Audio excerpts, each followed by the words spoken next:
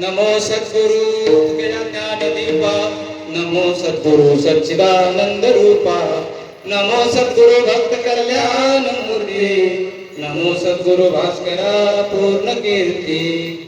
हे दुःख वंदन मारुती नंदन, हे दुःख वंदन मारुती नंदन, सुनले मेरी पुकार,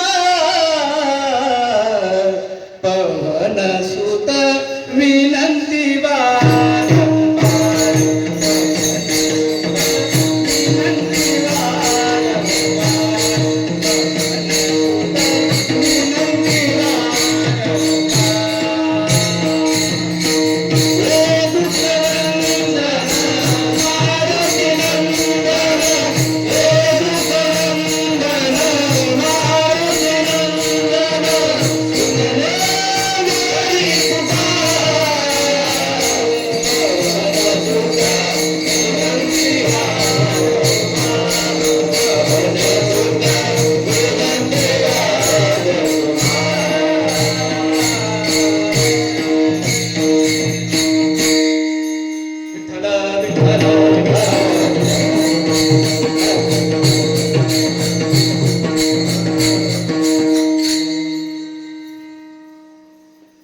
कीर्तन रूपी सभेसाठी निवडलेला अभंग विश्वमान्य जगमाने देहूचे सुप्रसिद्ध साधू, ज्याने संसाराची राख रंगोळी करून परमार्थाचा करत चढवे असे माझे तुकोबाराय यांचा 3 चरणाचा अभंग मागणी प्रकरणाचा अभंग आहे।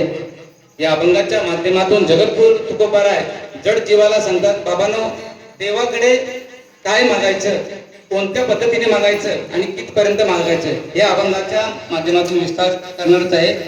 तत्पूर्वी अभंगात जाण्याआधी थोडासा परिहार देणं तो अत्यंत गरजेचं आहे।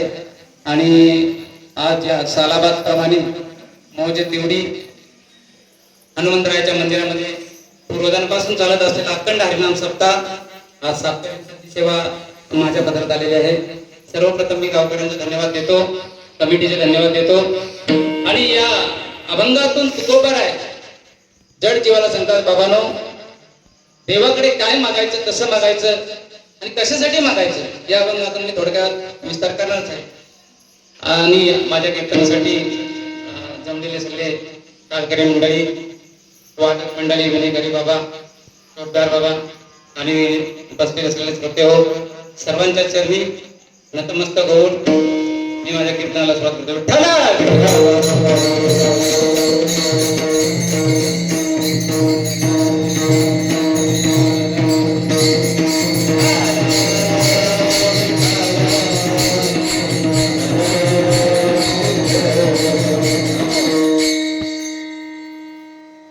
घ्यावी घ्यावी माझी सेवा,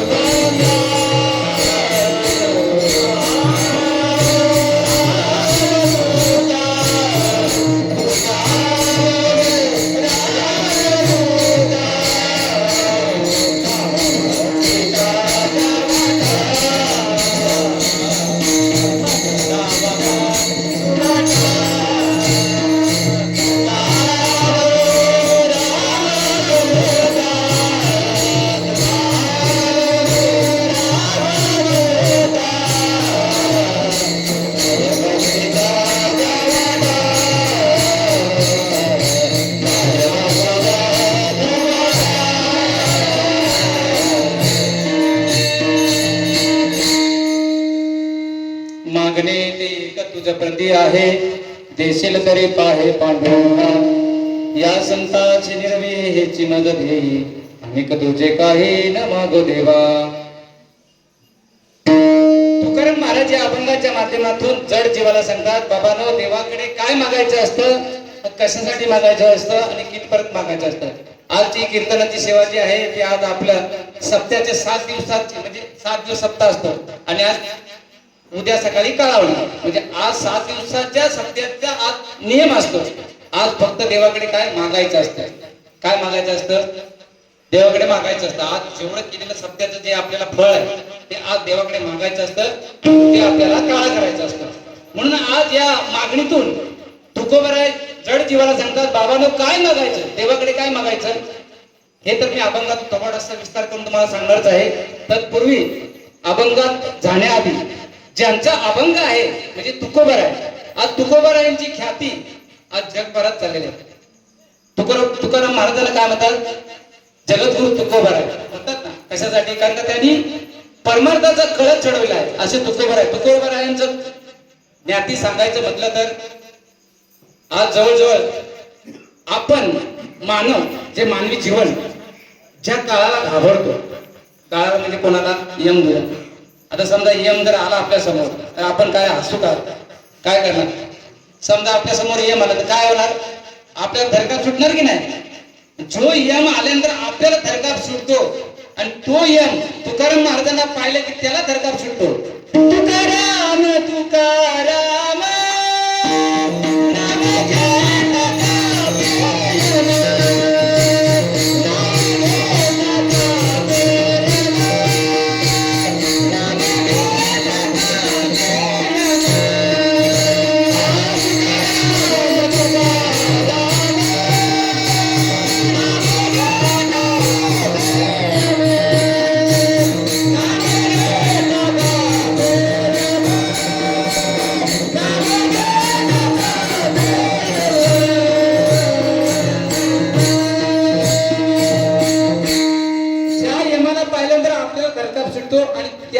तुकाराम महाराजांना पाहिलं तर त्याला थरकाप होते, एवढी तुकाराम महाराजांची ख्याती सांगायचं म्हटलं तर काय, तुकाराम महाराज काय अभंगातून सांगतात. तुकाराम महाराजांनी देव भगवान परमात्मा तुकाराम महाराजांना बोलतात अभंगातून, तुकाराम महाराज तुम्ही मागा, तुम्हाला काय पाहिजे ते मागा.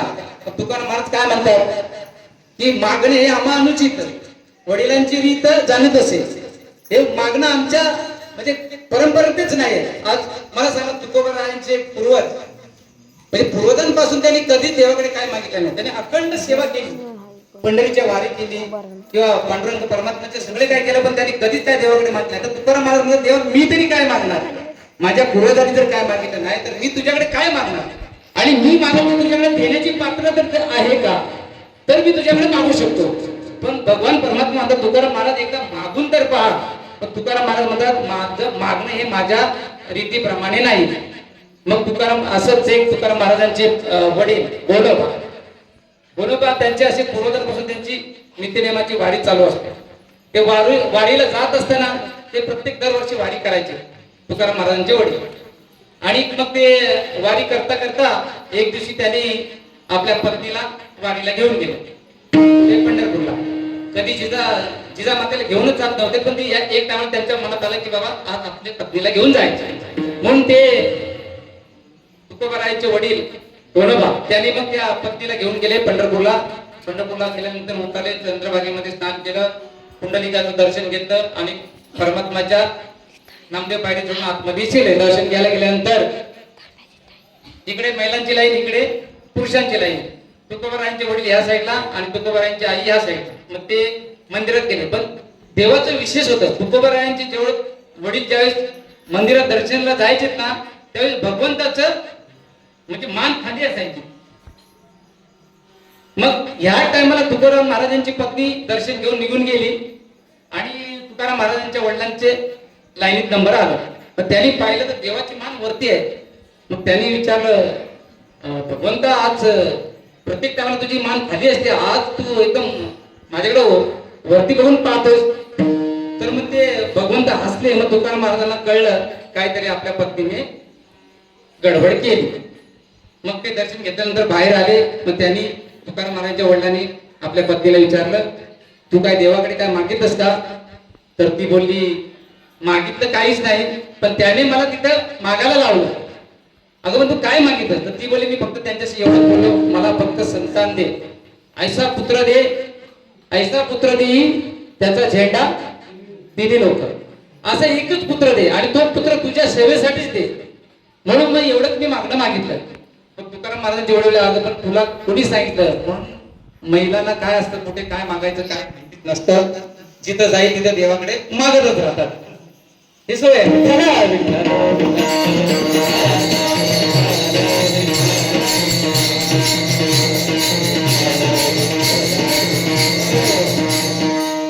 असं करता तुकाराम महाराजांनी विचारलं अगं तुला मागायला सांगितलं कोणी. ती बोलली मी मागितलं नाही, त्याने मला दिला बघ काय करणार. मग असा पुत्र आलं कोणाच्या गोनोबांच्या पोटी. मग त्या तुकाराम महाराजांचं नित्य नियमाचं काय काय असायचं. त्यांचं पण ते तुकाराम महाराज वयाने मोठे झाले, त्यांचं लग्न झालं, त्यांना पण पत्नी आली. मग त्यांचं तुकाराम महाराजांचं ध्यान दुसरं काय नाही, भंडाऱ्यावरती जायचं, विना घ्यायचं, भजन कीर्तन करत बसायचं. त्यांना काही टाइम नाही, काय नाही, वेळ नाही, काय नाही. असं करत करत तुकाराम महाराज मग असे ध्यान करायला लागले. ध्यान करता करता मग ते भंडारा डोंगरावरती जायचे आणि जायचे म्हणजे ते भजनाला ते बसले की ते परत तरी घरी यायचेच नाही, एवढे दंग व्हायचे. मग असं करता करता त्यांची पत्नी जिजाबाई आवली तुकाराम महाराजांची पत्नी. तुकाराम महाराज 2 दिवस घरी यायचेच नाही.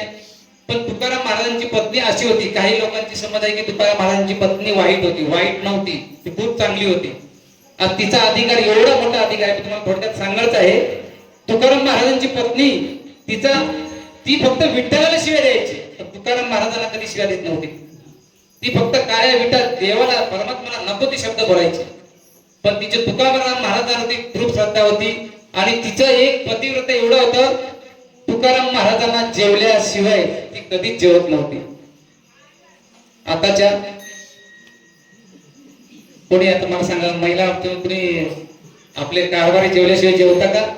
काही जण अगोदर जेवण सगळं टाईट मध्ये असतात, नंतर काय मला नाही माझं आज जेवणच जात नाही असं पण काही असतात अनुभवाचे बोलायला सांगते चला विठ्ठल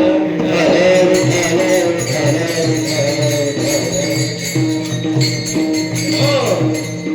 तर मग तिचा तुकाराम महाराजांची पत्नी तुकाराम महाराज 2 दिवस झाले यायचे नाहीत मग ती काय करायची एक टोपली घ्यायची एक टोपलीत भाकरी घ्यायची आणि भंडारा डोंगरावरती आता असं होतं ते 3 डोंगर होते जायचं तरी कुठं तिला पश्चाताप पडायचं मग तुकाराम महाराज सांगून गेलं होतं ज्या रस्त्याने मी जाईन त्या रस्त्याला कान लावायचे जिथं रामकृष्ण हरी असा आवाज येईल त्या साईडला मी आहे असं समजायचं मग तिने त्या रस्त्याला कान लावले तर तिथं आवाज आला ते रामकृष्ण हरी मग ती त्या भंडारा डोंगरावरती जात होती जाता जाता जाता जाता तिच्या पायात काटा टोकला तर काटा टोकल्यानंतर मग तिला ते सण होईना मग ती खाली बसली आता काटा काढायला जाणार तेवढ्या भगवंत परमात्माने एका गुराख्याचं रूप घेऊन तिथं समोर आला कुठे जिजामातेच्या तिथे आणि जिजामातेला बोलायला लागलं लावणीला आई काय झालं तर ती बोलली तुला काय दिसत नाही का काय काटा टोकले दिसते ना कोणाला बोलते देवाला बोलते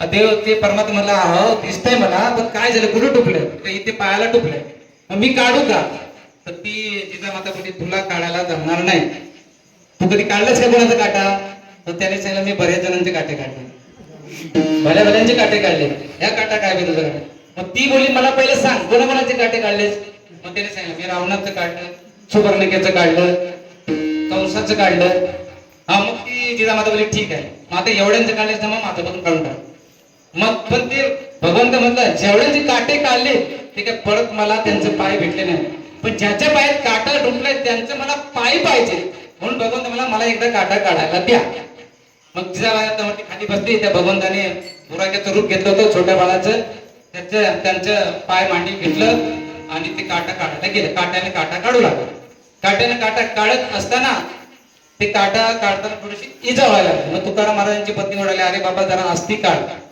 नसेल जमत तर राहू दे तुला काय मी काढतो आता काढतो म्हटल्यानंतर पायाला रक्त येत होतं रक्त येताना पायाला माती पण लागली होती त्या भगवंताने काय केलं आपल्या पोटाने थुंकी लावली तिथे पायाला लावली तिथे ते रक्त सांगलं ते रक्त साहित्य केलं आणि ती पायाला लागलेली माती आपल्या तोंडाला लावली एवढा अधिकार जिजामातेचं होतं कोणाचं तुकाराम महाराजांच्या पत्नीचं आज भगवंताने त्यांच्या पायाची धुंकीने आपले माती चाटायचं म्हणजे एवढं तिचा अधिकार होतं आणि मग असं करत करत असताना मग ती त्याने काटा काढल्यानंतर ती तो म्हणायला लागला आता मी निघतो आई काटा काढलं ती बोलली आता तू राहतोस कुठे एवढ्या चांगला इथंच राहतो लगेच बंगला तयार बाजूला याच वाटेने जातो कधी काय अडचण लागली तर मला सांगायचं मग ती तुकाराम महाराजांची पत्नी बोलली तू त्या बंगलाच इथे राहतोस इथे गुरु पण इथे याचा अर्थ म्हणजे तू फांदीत तूच टाकली असेल काट्या रस्त्यावरती आता बघितलं ना एवढं काटा काढून तिथं शेवटी मग ती त्याला आवडायला लागली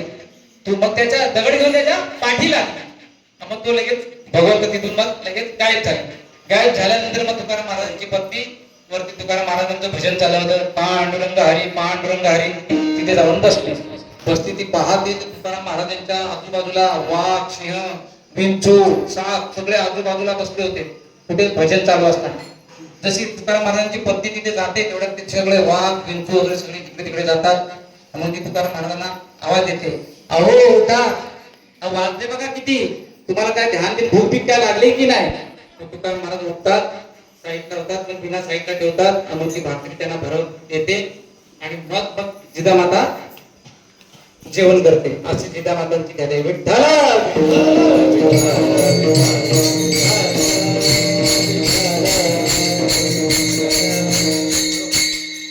म्हणून सांगतो मागायचं असेल तर देवाकडे काय मागायचं असतं तुकाराम महाराज सांगतात देवाकडे काय मागायचं जे आपल्याला आणि मागणाऱ्याची पण पात्रता असली पाहिजे देवाकडे ज्याला मागायचं ना ते त्या पात्रतेचं पण असावं लागतं तरच देवाकडे मागायचं आता आपण काय मागतो देवाकडे माझा मुलगा पास होऊ दे आता देवाने जर आपण मुलग्याने अभ्यासच नाही केला तर देवाला आपण बोलून मुलगा पास होणार आहे का पण ते आता आपल्याकडे प्रथा आहे आता आपला शिमगाला घेऊन सगळे नमस्कार करतात माझ्या मुलाला पास होऊ दे माझ्या मुलाला हे होऊ दे चालायचं मनाप्रमाणे श्रद्धा आहे सगळ्यांची तर मागायचं तात्पर्य असं आहे देवाकडे काय मागायचं तुकाराम महाराज सांगतात माझ्या वडिलांनी पूर्वजांनी काय मागितलं तर मी काय मागणार देवा आणि तू काय देणार तर एक छोटस उदाहरण देतो देवांचं मागणं आणि जीवाचं मागणं लय फरक असतं.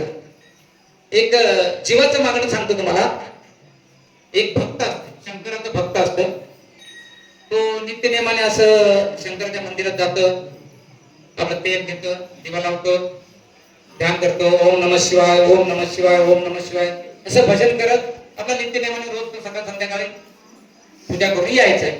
मग त्याची पत्नी एक दिवशी त्याला विचारली, का हो तुम्ही पूजा करता देवाची, हे सगळं करता, तर ह्याच्यात काय फायदा काय आपल्याला? तर ते बोल फायदा काय देवाकडे, काय देवाची सेवा करण्यात फायदा काय? सृष्टी सुखी राहते, जीवाला सुख मिळतं, त्याच्यात फायदा म्हणून आपण जायचं नाही. सृष्टी सुखी राहावी म्हणून आपण देवाची पूजा करावी. तर ती बोली सृष्टी सुखी राहते, तुम्ही तेल नेता, तुमच्या घरातलं नेता का गावचं नेता? तर ते म्हणाले नाही, आपल्या घरातलं नेतं. मग आपल्यासाठी काय? त्याची पत्नी बोलते. मग तो विचारतो तुझ्यासाठी काय पाहिजे? तर ते बोलते एक काम करा, तुम्ही देवाकडे माझ्यासाठी, तिचं नाक छोटं होतं, तर ती बोलली माझ्यासाठी माझं नाक मोठं करून आणा. मग हा तेलाची बाटली घेतो, शंकराच्या मंदिरात जातो, दिवा वगैरे लावतो, जप करतो, ओम नमः शिवाय, ओम नमः शिवाय, ओम नमः शिवाय असं जप करता करता भगवान शंकर वरून प्रसन्न होतात. मग त्याला विचार, एवढा 30 वर्ष यांनी भक्ती केली, कधी काय मागितलं नाही आणि आज हा काय मागायला लागला? मग देवाने तथास्तु बोले, म्हणलं काय पाहिजे तुला भक्ता बोल. तर तो बोलला, देवा मला काय मागण्याची इच्छाच नाही, संसारात मी तर काय मागतच नाही आणि तुझ्याकडे घेऊन फायदा पण नाही, तरी पण मला आता पत्नीच्या प्रेमापोटी मला मागावं लागते. मग ते शंकर भगवान बोलले, माग, तुला काय पाहिजे ते माग. तर ते बोलला, देवा एकच काम करा, माझ्या बायकोचं नाक छोट आहे, ते नाक थोडं मोठं करून. तर शंकर भगवान तथा असतो, एवढी लांब तयार झाली. जसं शंकर भगवान तथा बोलल्यानंतर एवढी सोंड लांब तयार झाली की आतमध्ये मध्ये उंबरेकडे तिथं नाक करतो. आता हा घरी आला. घरी आल्यानंतर त्याने पाहिलं, दरवाजात पाय टाकतो तर ते लांब असं नाक टाकतं. त्याला ओळख कशामुळं? त्याच्या नाकात नथनी होती, ते ग्रीन कलरचं स्टोन होतं. त्याने म्हटलं हा आपलाच कारभार आहे, इथपर्यंत कसं काय आलं? मग तो आतमध्ये दरवाजा येऊन तिला विचारतो, काय ग, काय नाक मोठं झालं का? आता तिला एवढं नाक झालं म्हणून ना उठता येईना ना बसता येईना. ती बोलते, तुम्हाला म्हणलं मला नाक मोठं करून ना, एवढं मोठं झालं ना, उठता येईना ना बसता येईना. अरे बापरे, तो म्हणायला लागला, आता हे काय करायचं? मग ती म्हणे, आता काय करू नका, आता जा आणि आता झोपं करून आणा. मग ते परत जात, त्याची बॉटल घेतो, शंकराच्या मंदिरात जातो.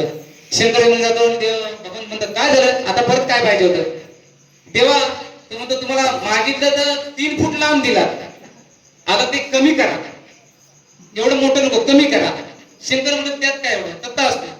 त्यानं तत्ता असतो म्हटल्यावर लांब करत सरळ आतमध्ये गेली, जे होतं ते पण गेले. तो परत आला घरी, काय कमी झालं का? आता तिला काय बोलता कमी करून ना, एवढं कमी केलं, आता पाहू वाटना आणि खाऊ वाटना. आतमध्ये आला, बघतो हे काय, तो पण टेन्शन मध्ये आला. म्हटलं आता काय करायचं? तिने ते बघितलं, तिला असं चेक केलं, तिला वाटतं इथं खाली जागा झाली, ते आता बघतं 2 फुट आतमध्येच गेली. आता किती वर्षाची सर्दी होती ती तिलाच माहिती, कुलप्या काय झाल्या, कुलप्या. आणि हे आतमध्ये आलं, हे बघतोय ते काय नाक होतं ते पण गेलं. मग तिच्या हातात लाटणं फेकून आले, आता जावा आणि जे होतं तसंच ठेवा, ना जास्त नको ना कमी नको. हा परत बाटली घेतो, शंकराच्या मंदिरात जातो. हा शंकर भगवान म्हणतात, काय आता परत काय पाहिजे होतं? बोलतो, देवा तुझ्याकडे मागितलं तर 3 फूट लांब दिलं, कमी दे म्हटलं तर जे होतं ते पण गेलं, आता दुसरं काय नको, जसं होतं तसं ठेवा.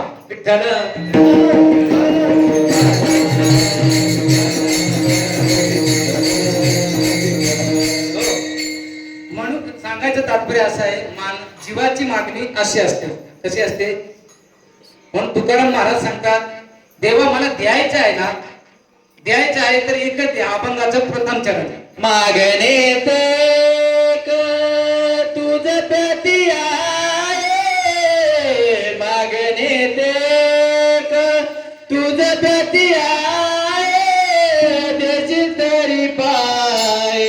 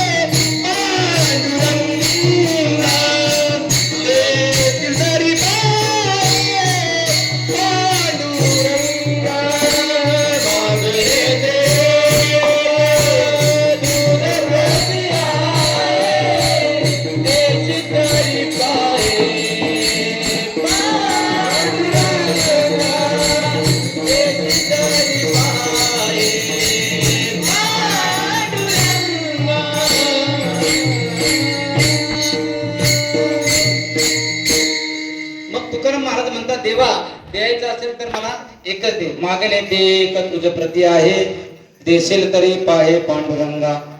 आता हे झाली जीवाची मागणी. आता संतांची मागणी सांगतो. महाभारत एक थोडस उदाहरण सांगतो मी. महाभारतामध्ये कौरव पांडवांचं युद्ध झालं. युद्ध संपल्यानंतर भगवान श्रीकृष्णाचं म्हणजे त्याचं काय होतं तेवढ्यापुरतं ते युद्धापर्यंत त्याचं एक लिमिट होतं.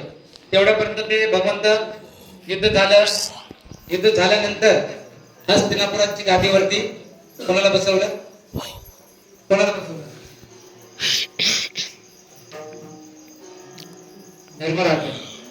धर्मराजाला गादीवर बसवलं भगवान श्रीकृष्णाने. आणि नंतर मग ते म्हणाले माझा आता वेळ संपलेली आहे, आता माझं जाण्याची वेळ आहे, मृत्यू लोक मी वैकुंठात जाणार. मग त्यावेळेस भगवंताने पाच पांडवांना विचारलं, बाबांनो तुम्हाला आता काय पाहिजे ते माझ्याकडे मागून घ्या, आता परत मी काय ही लोकात परत येणार नाही. तर असं करता करता कुंती, पांडवांची आई कुंती, तिला एकदम वाईट वाटतं. ती जाऊन कोपऱ्यात बसली आणि ती रडतच होती, म्हणजे आता भगवंत जाणार असं तिला कळलं. त्यानंतर मग ती भगवान तिथे गेलं. कुंती आई साहेबांना विचारलं. आता कुंती भगवंताची कोण होती? आत्या होती. ते होती ना. मग त्याने भगवंत श्रीकृष्णाने कुंतीला विचारलं, आता बघ माझं जायची वेळ आलेली आहे, जेवढं माझं जे कार्य करायचं होते त्यासाठी मी आलो, अवतार घेतला आणि तुमचा सगळं मी विस्तार केला. आता मला जाण्याची वेळ आली आहे, त्यामुळे तुला काय पाहिजे ते मागून घे. आता मगाशी मी सांगितली जीवाची मागणी, आता ही संतांची मागणी सांगते. ते कुंती आई साहेबांनी काय मागितलं असेल भगवंताकडे? काय मागितलं असेल? ती सदैव तिने दुःख मागितलं. काय बोली श्रीकृष्णाला? मला माझ्या पदरी दुःखच दे. असं कोण मागेल का? माझ्या पदरी दुःख दे असं कोण मागेल का? पण तिने काय मागितलं? माझ्या पदरी दुःखच दे. पण ते भगवान श्रीकृष्ण बोले, अगं आत्या तुला मी दुःख काय, तुला काय पाहिजे ते तुला मी दे, फक्त तू मागून तर कर. ती बोली मला माहिती आहे तू सगळं देशील मला, पण जे मला पाहिजे ते दे, मला दुःख पाहिजे, दुःख दे. तर भगवान तर म्हणाले तू दुःखच का मागतेस? काही लोक सगळं आपलं प्रॉपर्टी मागतात, कोण पैसा मागतो, कोण काय मागतो, बंगला मागतो, तू दुःखच का मागते? तर ती बोले देवा मला दुःखच दे, कारण का तू जर मला सुख दिलं, तुझ्याकडे सुख जर मागितलं ना तर तुझी परत मला आठवण येणार नाही, म्हणून मला दुःख दे. दुःखामध्ये मला तुझी सारखी आठवण येईल तरच मला तुझी आठवण येईल. मग भगवंत म्हणलेले खरोखर म्हणजे हे संतांची मागणी आहे. मग या मागणीतून तुकाराम महाराज म्हणतात, मागणे ते एक तुझ प्रती आहे, देशील तरी पाहे पांडुरंगा. मग भगवंत म्हणतात तुकाराम महाराज म्हणतात, देवा मला जर द्यायचं असेल तर एक काम कर. आता द्यायचं जर असेल तर मला असं दे की तुझं नित्य स्मरण राहिलं पाहिजे, म्हणजे तुझा विसरच पडला नाही पाहिजे. आणि मला संगत अशी चांगली दे, चांगल्या लोकांची संगत दे. आता संगतीचा परिणाम पण खूप वाईट असतात. आपण संगत कोणाची करावी आहे ना, हे पण आहे की नाही. संगत चांगल्याची करावी, वाईटाची करावी. जशी संगत करावी तसे आपल्याला फळ भेटतात. मग ते तुकाराम महाराज म्हणले मला एक काम कर, मागणे ती एक तुझ प्रती आहे, देशील तरी पाहे पांडुरंगा. मग मला एक काम कर, तू हे देण्यापेक्षा मला एकच दे, मला चांगल्यांची संगत आहे. अभंगाचं तृतीय चरण.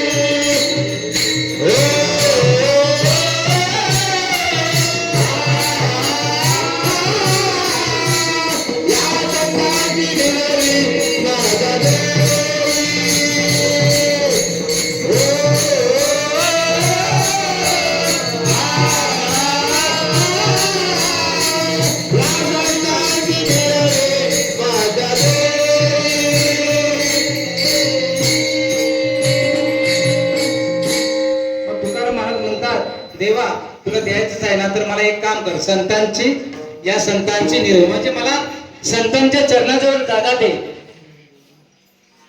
एक उदाहरण सांगतो, संगत कशी करावी, कोणाची करावी. एका जंगलामध्ये वाघ आणि वाघीण होती. तिने 2 पिल्लं घातली होती. 2 पिल्लं घातली. 2 पिल्लं घातल्यानंतर ती 2 दिवसानंतर ती वाघ आणि वाघीण दोघे तिथून ती पिल्लं सोडून दुसऱ्या जंगलात निघून गेली. म्हणजे असं भटकन करता करता करता करता ते निघून गेले. मग त्या पिल्लांना दूध नव्हतं. मग त्या जंगलामध्ये एक शेळी आली, म्हणजे बकरी आली. त्या बकरीने मग काय केलं, ही पिल्लं जोर जोरात ओरडत होती. मग तिने काय केलं, त्या पिल्लाला दूध पाजलं, स्तनपान केलं. म्हणजे नाही म्हटलं तिने 2 महिने त्या पिल्लांना लहानाचे मोठे केले, चांगले तंदुरुस्त केले. आणि 2 महिन्यानंतर ते वाघ आणि वाघीण दोघे परत त्या जंगलात आले. आल्यानंतर ते पाहतात ती शेळी समोर त्यांना दिसली. आता ते पण खुश झाले, म्हणजे आता आपल्याला चांगलं आपले पोट भरणी होणार. मग ते धावत वाघ आणि वाघीण येणार, त्या शेळीवरती झडप घालणार. तेवढे ते 2 पिल्लं त्या वाघिणीची त्या शेळी मावशीच्या अंगावरती झोपले. झोपल्यानंतर त्या वाघिणीने आणि वाघाने विचारलं, तुम्ही का असे करता? तर ती शेळीची वाघिणीची पिल्लं म्हटली, अगं आई, तू या शेळीने मावशीला मारू नको. तुम्ही 2 जण इथून निघून गेल्यानंतर आम्हाला तिनेच स्तनपान केलंय. 2 महिने तिने आम्हाला दूध पाजलं म्हणून आम्ही जगलोय. ती वाघीण वाघून असं आहे का? बरं ठीक आहे. मग ती वाघीण आणि वाघ त्या शेळीने सांगतात, शेळीने मावशी आता एक काम कर, तुला कोणालाच घाबरायची गरज नाही. म्हणजे आता अख्ख्या तिवडीमध्ये तू कुठेही फिरलीस ना, कोणाच्या भाजीमध्ये गेलीस, कोणाच्या कुठे काय परसवण्यात गेलीस, काय केळी खालीस, काय केलीस, फक्त माझं नाव सांगायचं. कोण म्हणते? वाघ वाघीण. कोणाला? शेळीला. शेळी पण आता तिची कॉलर काय झाली, आता म्हणजे आपल्या एवढी चांगल्याची संगत केल्यानंतर तिला काय बोलायची भीती. मग ती कुणाच्या पण भाजीत जायची, कोण तिला बोलायचंच नसायचं. म्हणजे समोर एकदा असं एक कबूतर आलं आणि त्या कबुतराने त्या शेळी मावशीला विचारलं, शेळी मावशीनी तू तर आता एकदम अशी गुबगुबीत झालीस, तेव्हा तर तुझी कमीत कमी काय तुझं नाही म्हटलं 30 किलो वजन होता, आता तुझं 60 किलो वजन झालं, काय खातेस काय एवढं? ती बोलते, मी संगत कोणाची केली माहितीये का? वाघ आणि वाघिणीची संगीत केली. मला आता कोणाचीच भीती नाही, मी कोणाच्याही शेतात जाऊन खाऊ शकते. मला फक्त नाव सांगितलं तर मला कोण काय अडवत नाही, कोण हाकलत पण नाही. तर तो कबूतर म्हटलं, असं आहे का? मग तुझ्या ऐकल्यामुळे मी पण कोणाची तरी चांगल्याची संगत करते. मग त्या कबुतराने काय केलं, अशी गटारात एक उंदराची पिल्लं पडली होती. छोटी पिल्लं होती, ती वर यायचा प्रयत्न करत होते. ते पाण्यात परत पडायचे, वर यायचा प्रयत्न करायचे. त्या कबुतराने पाहिलं, त्या कबुतराला जाऊ दे, आता आपण पण शेळी मावशीने आता त्या वाघिणीच्या पिल्लावरती हे केलं, तर आपण पण तसं आता कोणावरती तरी हे करावं. मग त्या कबुतराने काय केलं, त्या उंदराच्या पिल्लांना ते गटारातून बाहेर काढायचं, वरती ठेवायचं, गटारातून बाहेर काढायचं, वरती ठेवायचं. असं करता करता त्या पिल्लांना तिने वरती आणलं. वरती आणल्यानंतर त्या कबुतराने काय केलं, ती पिल्लं भिजली होती, गारटली होती. मग तिने काय केलं, पंखाखाली उठ देऊन ती रात्रभर झोपून राहिली. आता रात्रभर झोपून झाल्यानंतर ही उंदराची शेवटी पिल्लं ना, कोणाची अवलाद ती? त्यांनी काय केलं, त्या कबुतराची पंख छाटून टाकली, उतरून टाकले सगळे. काय झालं पहिला, तिला उडताच येईना कबुतरीला. मग ती अशी तडफड पडली होती. मग तिकडून समोर शेळी मावशी येते. ती शेळी मावशी विचारते, कबूतर काय झालं, काय तू अशी का पडली? तर ती बोलते, काय करणार, ह्याला ते उंदराच्या पिलानं मी काल जसं तू उपकार केलंस तसं मी ह्यांच्यावरती केलं. पण ती शेळी मावशी बोलली, उपकार करायचा असतं पण ते कोणावरती पण उपकार करून चालत नाही ना. आता तिने उंदरावरती त्या पिलावरती उपकार केला, ती काय जात समज नाही, जात आहे का? ती कुठे पण पुढे टाकणार. तर शेळी मावशी बोलली, मी केली वाघाशी म्हणून माझं काय झालं. म्हणून असं संगत करताना पण आपण विचार करून करायचं असतं. संगत करावी, कोणाची करावी? संतांची करावी. म्हणून तुकाराम महाराज काय सांगतात अभंगातून, की देवा मला द्यायचं असेल दे, काय दे, मला संतांची संगत दे. आता मला सांगा, दुर्योधनाने काय केलं? भगवंताकडे गेले होते माघार. कोण? दुर्योधन आणि अर्जुन. दुर्योधन कुठे बसला होता? डोक्याच्या साईडला. अर्जुन कुठे बसला होता? पायाशी. कोणाच्या? श्रीकृष्णाच्या. मग तिथे काय झालं, ज्यावेळेस पायाशी बसलं ते चरणाचं स्पर्श होत आणि हा डोक्याच्या साईडला असं वरती बसलं. तर भगवंताने दोघांना प्रश्न केला, तुम्हाला काय मागायचं आहे? ते एकच मागायचं. पण ते बोल, पहिला जो माझ्या चरणाशी बसला त्यांनी पहिला मागायचं. मग त्याचा दुर्योधन म्हणायला लागला, नाही नाही, असं कसं देवा, तुझं लाडक्या म्हणून तू त्याला पहिला मानत आहे. मग त्या भगवंताने त्याला सांगितलं लाडक्याचा संबंध नाही, आज तू माझ्या चरणाजवळ बसलाय, तू माझ्या डोक्यावरती बसलाय, मग त्याला पहिलं मानणं गरजेचं आहे. मग भगवंताने सांगितलं अर्जुना तुला काय मागायचं ते माग. मग अर्जुनाने काय मागितलं? काय आपण जर असतो त्या जागी श्रीकृष्णाकडे जर आपण मागायला गेलो असतो तर आपण काय मागितलं असतं? काय मागितलं असतं? अर्जुनाने काय मागितलं? अर्जुनाने मागितलं मला देवा तू पाहिजे. कधी पण देवाला मागायचं, देवाचं काय मागायचं नाही. आपण देवाकडे मागतो भलतच काय मागतो, देवा मला असं दे, देवा मला तसं दे, देवा मला पैसा दे. देवाकडे मागायची गरजच नाही. देवाला फक्त आपण आपलंसं करून घ्यायचं. देव कशाचा भुकेला आहे? भावाचा भुकेला. देव भावाचा भुकेला, देव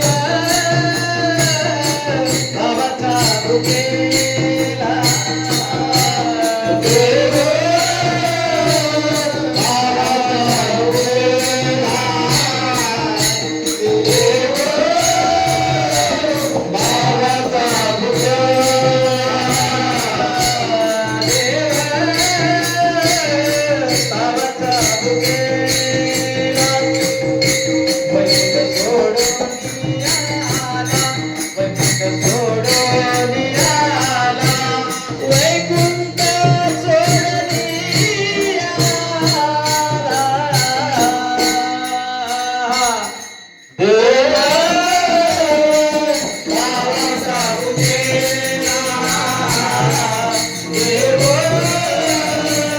भावाचा भुकेला,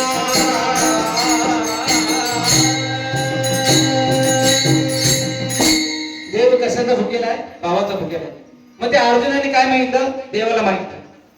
आणि दुर्योधनाने काय मागितलं? अखंड सेना मागितली. किती सेना होती? किती अब्ज सेना होती? पण शेवटी त्या दुर्योधनाच्या मनात काय होतं? त्याला दुर्योधनाने पहिला मागितलं असतं त्याने पण तेच मागणार होतं. काय मागणार होतं?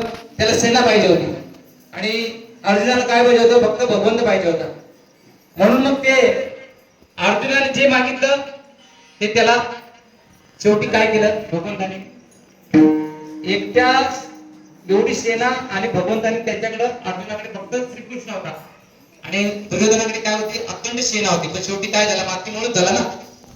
मग त्याच्या नादाला लागून कर्ण पण सगळ्यात सर्वात शूर म्हणजे सगळ्यात कर्ण होता. अर्जुनापेक्षा श्रेष्ठ कोण होता? कर्ण होता. पण शेवटी काय करणार आहे? कोणाची संगत केली? मातीमुळे झालं ना. पूर्ण झाकून आणायचं. कारण त्याच्यावर कोणाची दृष्टी पडायला नाही पाहिजे स्त्रियांची. एवढा सुंदर देखणा कर्ण होता आणि एवढा ताकदवान होता कर्णाचे मी तुम्हाला थोडक्यात सांगतो. कर्णाचं आणि अर्जुनाचं युद्ध चालू होतं. युद्ध चालू असताना आता कर्णाच्या रथावरती कोण होता? अर्जुनाचा मामा होता ना, सारथी. आणि अर्जुनाच्या रथावरती कोण होता? जगाचा परमात्मा होता. एकटाच नाही, दोघं होते. भगवान शंकर पण होते. मग त्यांचं युद्ध चालू होतं. युद्ध चालू असताना ज्यावेळेस अर्जुन बाण मारायचा कोणाच्या? कर्णाच्या रथावरती, त्याचा 4 रथ लांब जायचा. कोणाचा? कर्णाचा. आणि कर्ण ज्यावेळेस अर्जुनावरती बाण मारायचा त्यावेळेस अर्जुनाचा रथ एक हात पाठीत जायचा. पण ते भगवंत ज्यावेळेस कर्ण बाण मारायचा ना त्या भगवंत खुश व्हायचे, कर्णाची स्तुती करायचं. अरे वा काय करणा, काय तुझी हे आहे. मग भगवंताला अर्जुन म्हणायचं देवा तू माझं खातोस, माझ्याकडे राहतोस, माझी तुलाही करतोस. हे असं चालणार नाही. भगवंत म्हणतात काय झालं अर्जुना? जस कर्ण बाण मारतो तेव्हा माझा एक हात रथ पाठी जातो, तेव्हा तू त्याची स्तुती करतोस. आणि मी कर्णावरती बाण मारतो तेव्हा 4 हात रथ त्याचा पाठी जातो, तेव्हा तू माझी स्तुती करत नाही. मग भगवंत सांगतो ऐक अर्जुना, अरे वेडास का तू? त्याच्या रथावरती फक्त मामा आहे. कोणाचा? तुझा मामा आहे. तुझ्या रथावरती आम्ही जग चालवणारे आहे. त्याचा मग रथ तू 4 हात पाठी पाठवते त्याच्यात काय नवल नाही. तुझ्या रथ आम्ही बाप बसले असताना तू फक्त एक हात रथ पाठी जातो. म्हणजे सगळ्यात श्रेष्ठ कर्ण आहे. तुझ्यापेक्षा कर्ण ताकदवान आहे. मग तेव्हा तर अर्जुनाला खरं वाटतं. म्हणून संगत करायची असेल तर चांगल्याची करा, वाईटाची संगत करू नका. संगतीचा सुद्धा बरेच परिणाम होतात. आता हल्ली सांगायचं नाही, आता तरुण मुलांना सांगायचं म्हटलं तर काय, ह्या व्यसनाच्या भावे बरीचशी मुलं बिघडलेली आहेत. आता ही सुंदर मुलं आहेत, असं नाचतात वगैरे त्यांच्यावरती परिणाम नाही होणार, कारण काही असं माहोल बनवावं लागतं, असं त्यांना आपल्याला संस्कार द्यावे लागतात मुलांना. आता बरीचशी ठिकाणी इथे काय हो, मुलं तर जाऊ द्या, मुली सुद्धा, आम्ही स्वतः डोळ्यांनी पाहतो, मुली सुद्धा समोर समोर रोड सिगारेट ओढतात. आज काय, आज हा आपला हा देश कुठला आहे? संतांचा देश आहे. हा आता कुठे चालले मुली? रस्त्यावरती, भर रस्त्यावरती सिगरेट ओढतात, आम्ही आमच्या डोळ्यांनी पाहतो. काय तर हे असं व्हायला लागलं तर भविष्यात काय व्हायचं आपल्या मुलांचं? काय व्हायचं आपल्या भविष्यात मुलांचं? म्हणून सर्व पाल्यांना पण विनंती आहे, आपल्या मुलांना संस्कार द्या. संगतीचा परिणाम असे भजनात उभे करा, कीर्तनात उभे करा. नाचू कीर्तनाच रंगी, नाचू कीर्तनाच रंगी, नाचू कीर्तनाच रंगी, नाचू कीर्तनाच रंगी. ज्ञानदीप लावू जगी, ज्ञानदीप लावू जगी, नाचू कीर्तनाचे रंगी, नाचू कीर्तनाचे रंगी.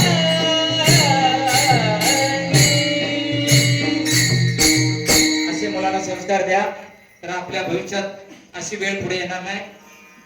आणि म्हणून तुकाराम महाराज म्हणतात, देवा तुला द्यायचंय, मागणे ते एक तुझ प्रती आहे, देशील तरी पाहे पांडुरंगा, या संतांची निरवी हेची मज देई, आणि तुझे काही न मागो देवा.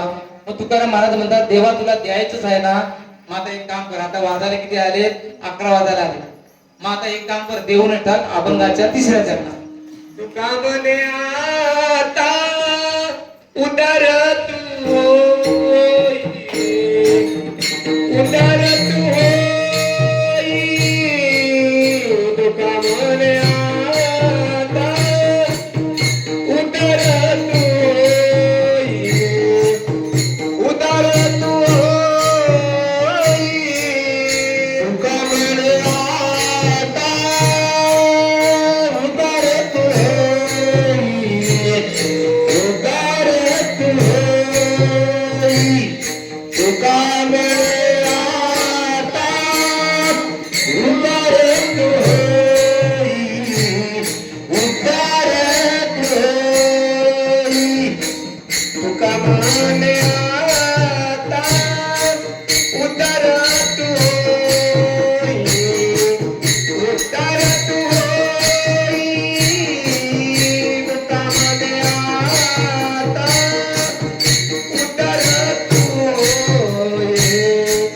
उदार तू होई, तुका म्हणे आता उदार तू होई,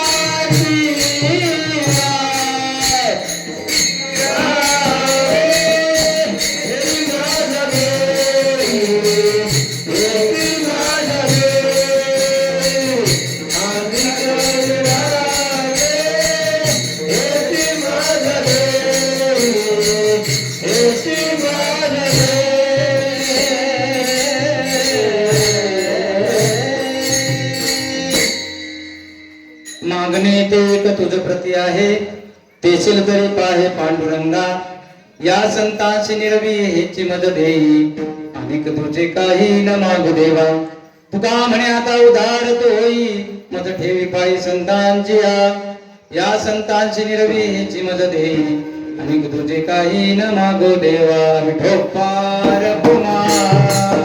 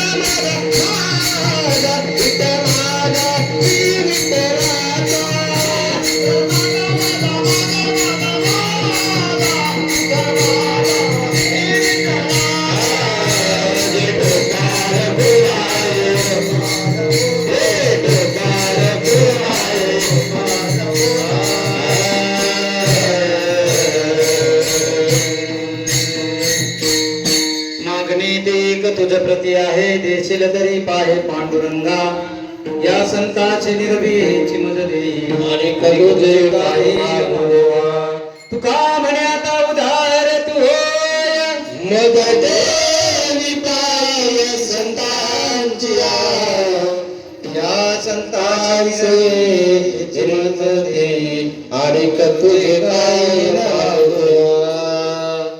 विठ्ठल विठ्ठल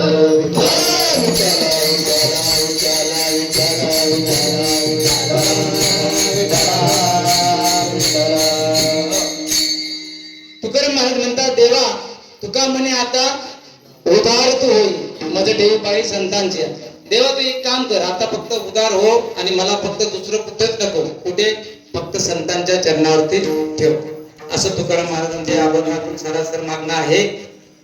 जर नसेल कळलं तर दुसऱ्या भाषेत सांगतो. एकनाथ महाराजांचं बावडात पण आहे. हे जरी नाही कळलं तरी दुसरा येईल, हे जरी नाही कळलं, हे जरी नाही कळलं, हे जरी नाही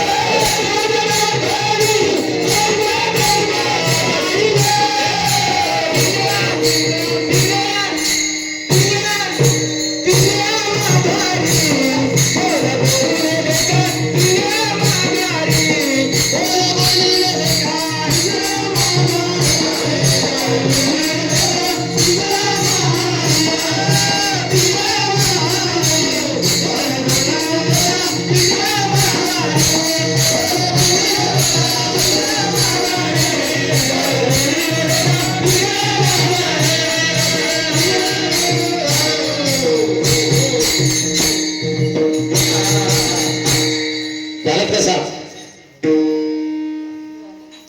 मागणे ते एक तुझ प्रती आहे देशील तरी पाहे पांडुरंगा या संताची निर्वेची मज दे आम्ही करू जे काही न मागो देवा तुका म्हणे आता उदार तू मज ठेवी पाही संतांची या संतांची निर्वेची मज दे अनेक तुझे काही न मागो देवा झालेली सेवा पांडुरंग परमात्म्याच्या चरणी माणतरायाच्या चरणी ग्रामदेवतेच्या चरणी तुम्हा सर्व श्रोता यांच्या चरणी माझ्याकडून काय वेडेवाकडे शब्द आले असतील ते माझे मला परत करा आणि माझ्याकडून काय चांगलं आलं असेल ते तुम्ही आपल्या अंतकरणात ठेवा आणि झालेली सेवा मान्य करतो आणि सेवेला पूर्णविराम देतो.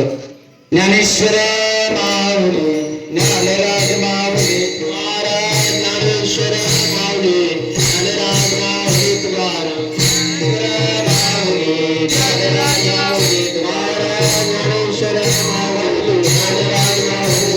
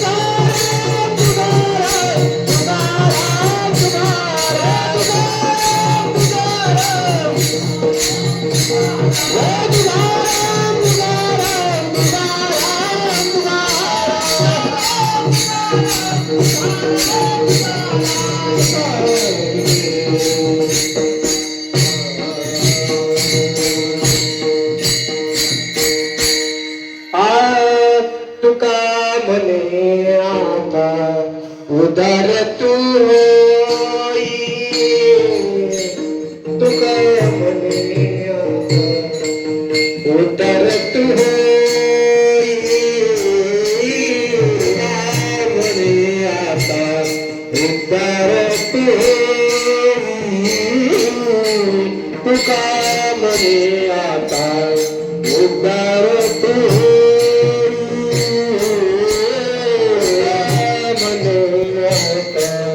उदारत होई तुका म्हणे आता उदारत होई तुका म्हणे उद्धार तू दामने आता उद्धार तू माझ्या ठेवी पायी संतातिया संतातिया माझ्या ठेवी पायी संतातिया संतातिया या संतांचे योग्य माझ्या या संतांचे योग्य माझ्या